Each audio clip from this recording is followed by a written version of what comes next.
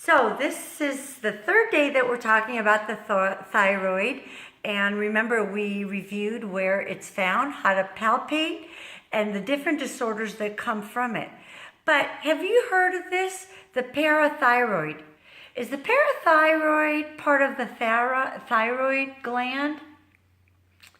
Do you know? Well, let me show you. So if this is the frontal aspect of the throat, right in here, right here. If I were to turn and you were to see my thyroid gland from the back, you would be able to see what is called the parathyroid. The parathyroid gland is found on the thyroid, but like in the back. So, what does this guy do? What are they, there's four little aspects to it.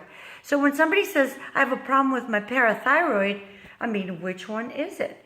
This is why it's great to go to a specialist where they can do a special procedure rather than just cutting you open right away. There's lots of great doctors, especially here in Southern California. But this is the thing.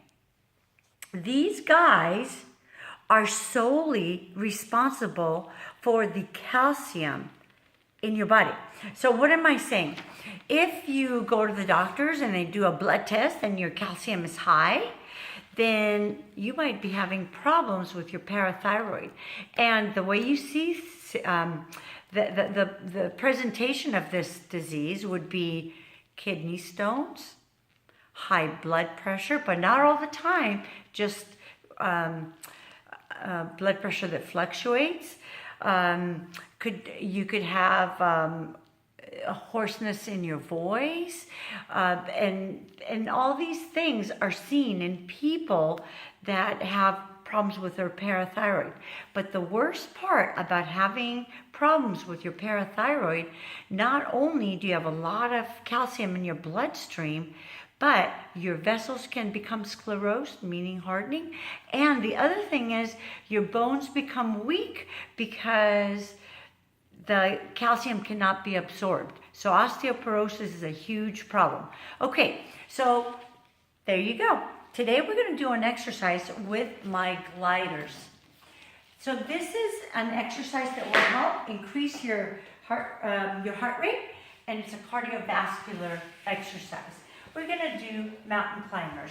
Placing your hands on the foam, you're going to bring the knees in one at a time.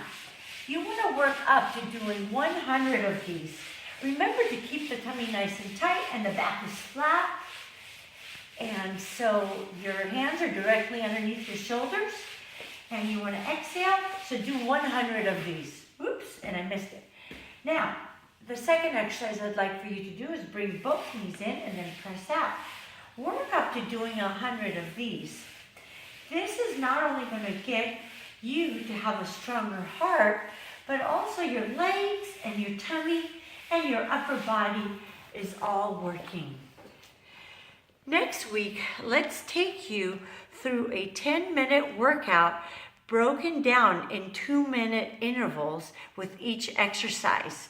Then you can individually put it all together and have your 10-minute workout you can do anywhere, even on vacation. All right, thank you so much for hanging in there with me. You're awesome.